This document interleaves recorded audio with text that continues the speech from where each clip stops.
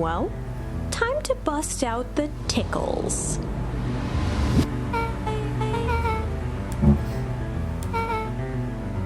Beck lunged forward and began to tickle under Tish's arms.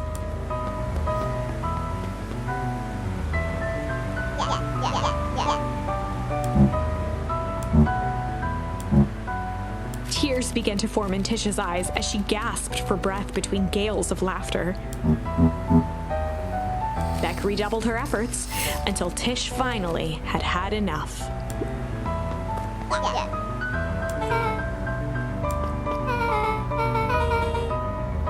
Iggy's eyes darted around, a realization dawning on his face that he was now outnumbered.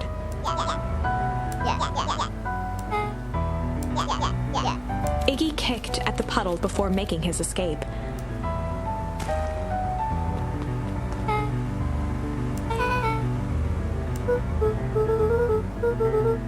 Beck shook the ooze out of her hair as best as she could.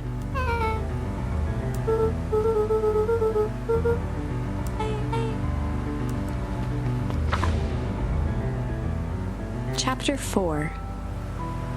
The Best Policy.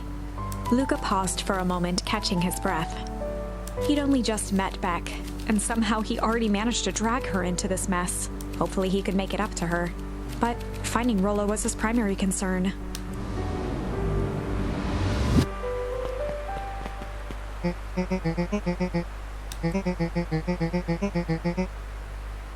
Roxy and Fitz looked drained.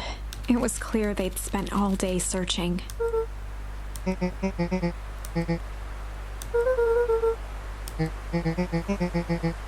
Roxy's temper could often be dismissed as the impatience of an older sibling, but this was the most intense Luka had ever seen her. Her eyes were wild and unfocused, looking straight through Luka. In a torrent of rambled words and tears, Luka broke down.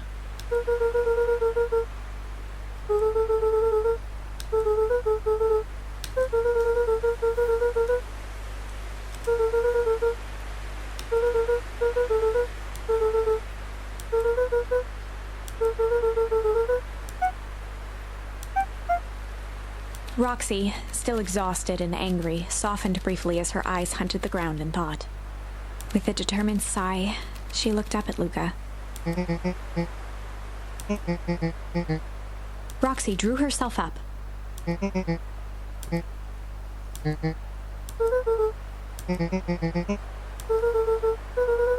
Roxy tried to think of the safest place to send Luka.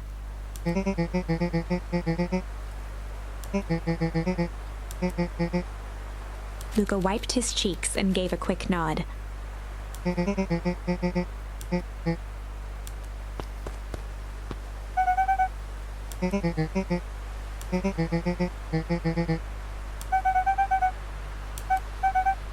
Looking into the puddle, Roxy rubbed her arms to warm up.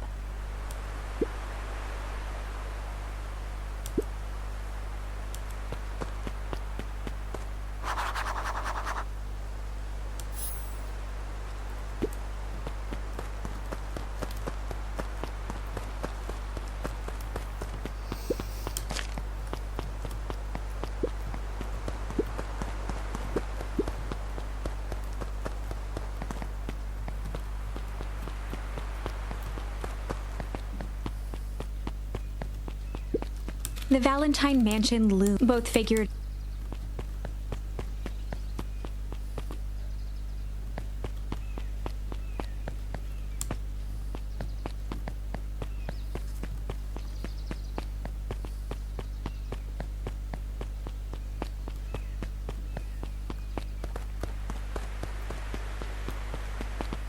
Mr. Nuncree jumped with a start.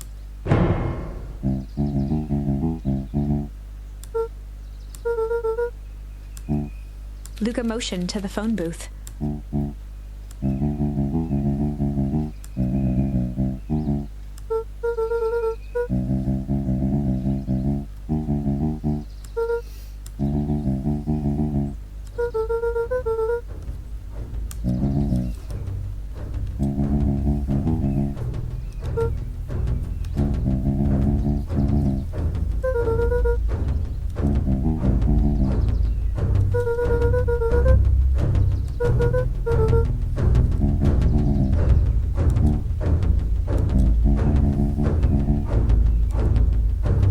Mr. Nuncreed gently placed one of his substantial hands on Luka's shoulder.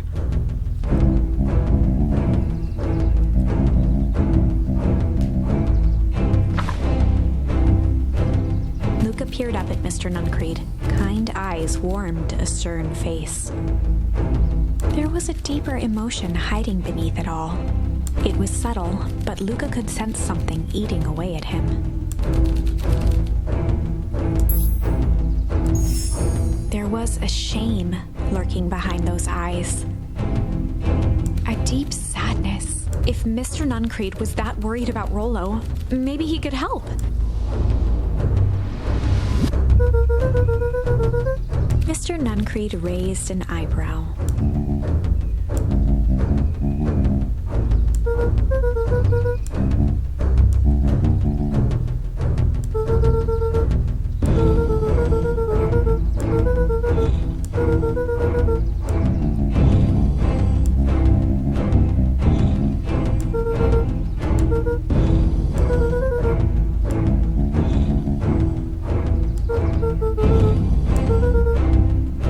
Mr. Nuncreed's shoulders slumped.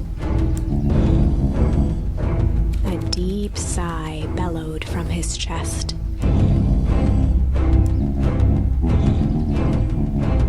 Luka attempted to take a step back, but Nuncreed's hand clamped down on his shoulder.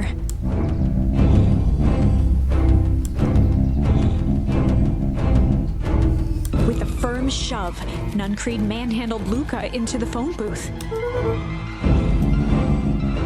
The door latched shut with a mechanical hiss.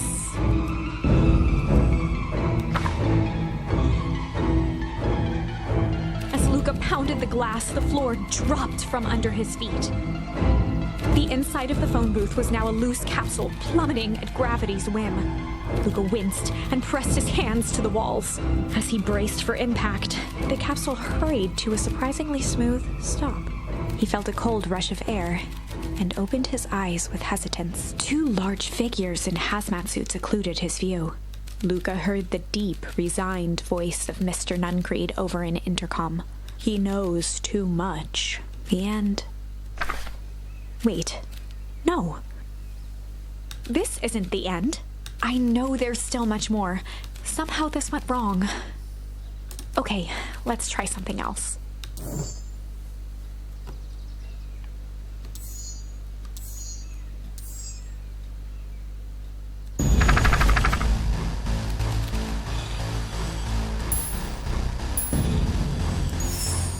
This is a story about struggle.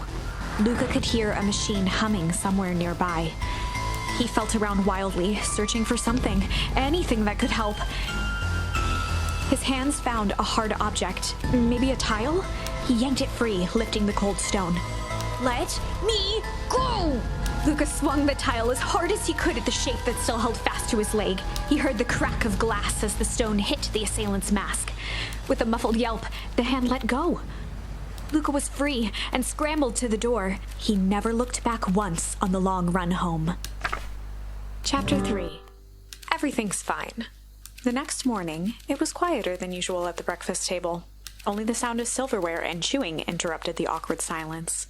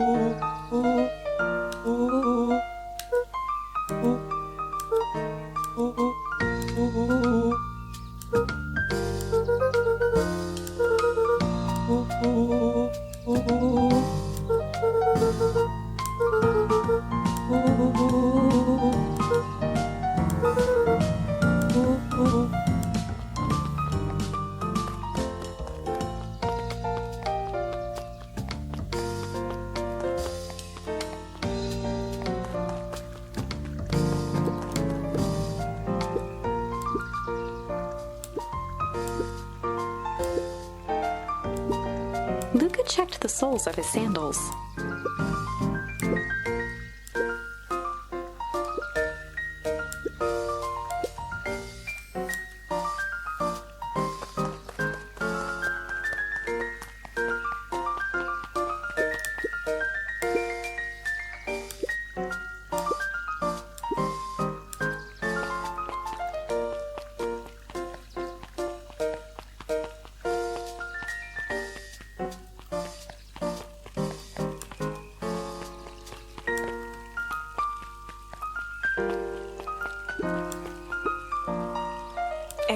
Valentine, oldest of Sharper Valentine's children, and heir to the Valentine fortune, had a way of making questions seem like demands. Mr. Wilder had learned to assume that if he was hearing from Eris, it was because she had taken issue with something he had put in the paper.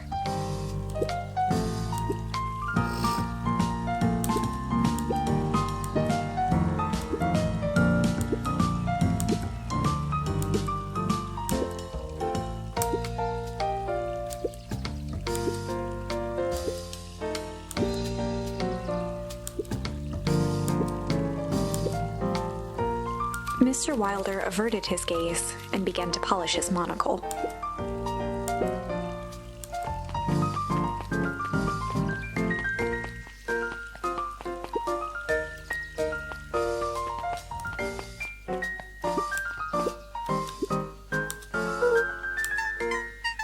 Dawn had dreams of becoming a big-time reporter. At night, she searched for the story that could be her big break. By day, she hawked papers at the newsstand.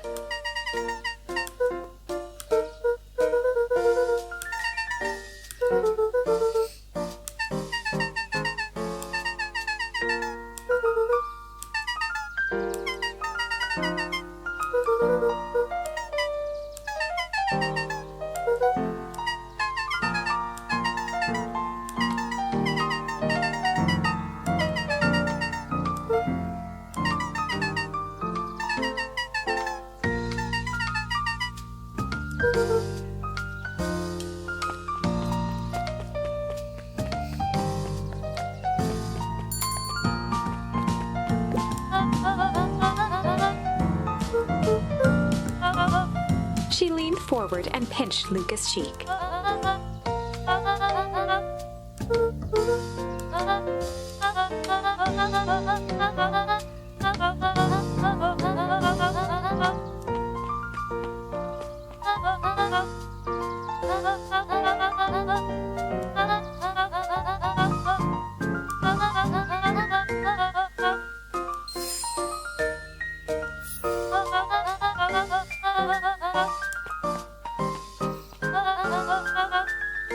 Luka shifted the basket uncomfortably. Mrs. Fratelli lifted the cloth and inspected the jam. She carefully lifted out her jars of jam.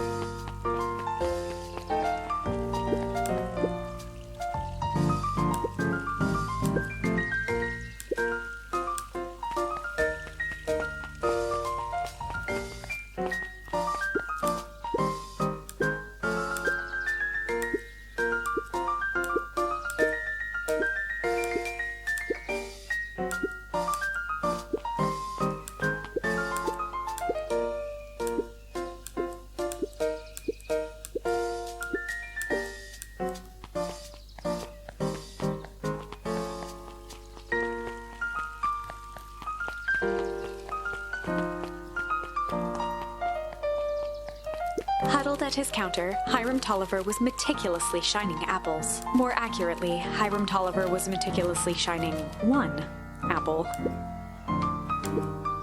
With a yelp, Mr. Tolliver fumbled the apple, flailing at the air as it fell. He leaned forward and lowered his voice.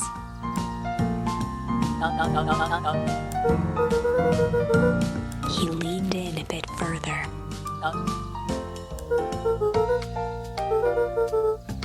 Mr. Tolliver leaned back, speaking loud enough for anyone to hear.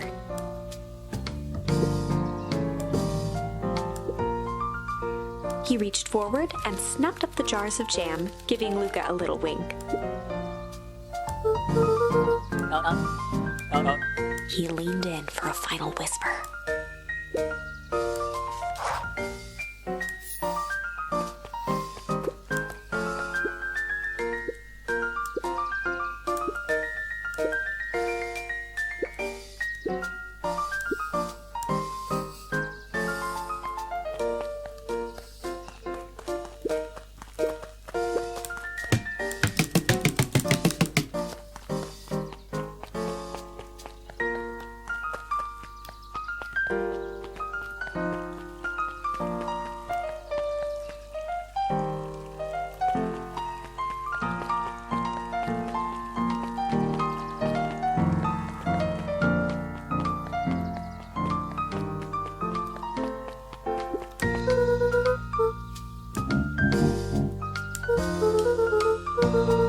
Mr. Nuncreed eyed Luka for a moment, then nodded in agreement.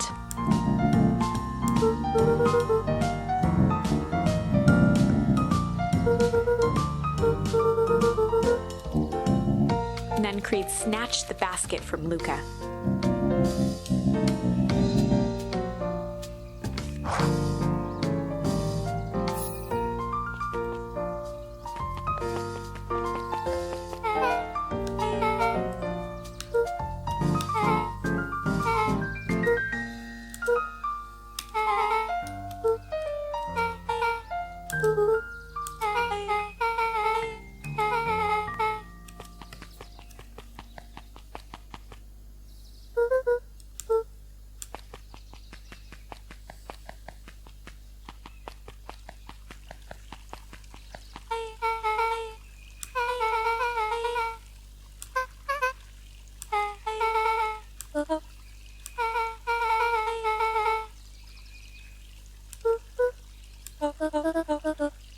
Beck locked eyes with Luka. The look on her face was equal parts expectant and desperate.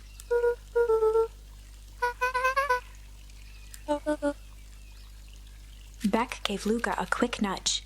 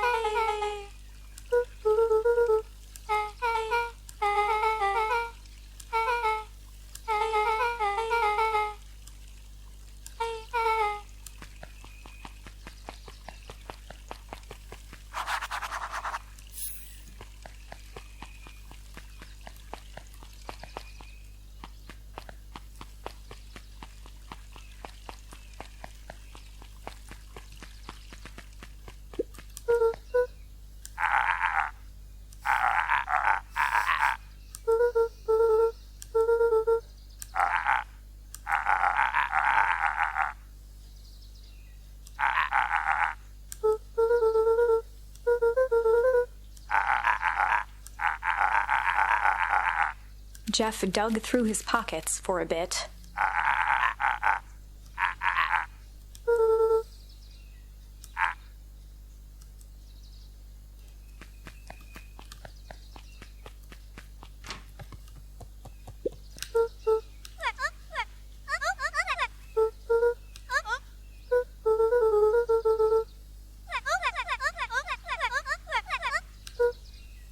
motioned to the book in front of him.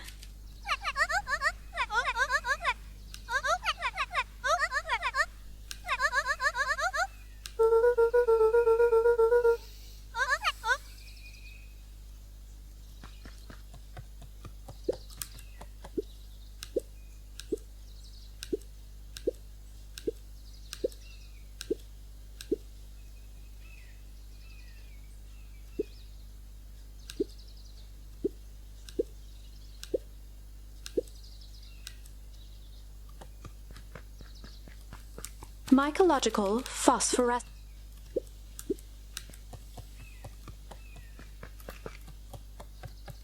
There were rarely simply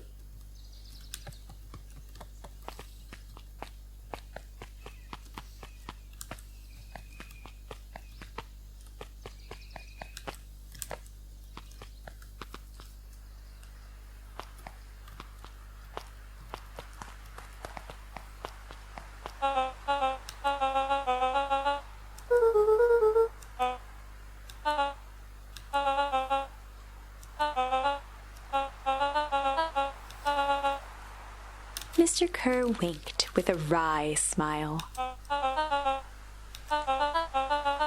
He gave Luka an energetic thump on the shoulder.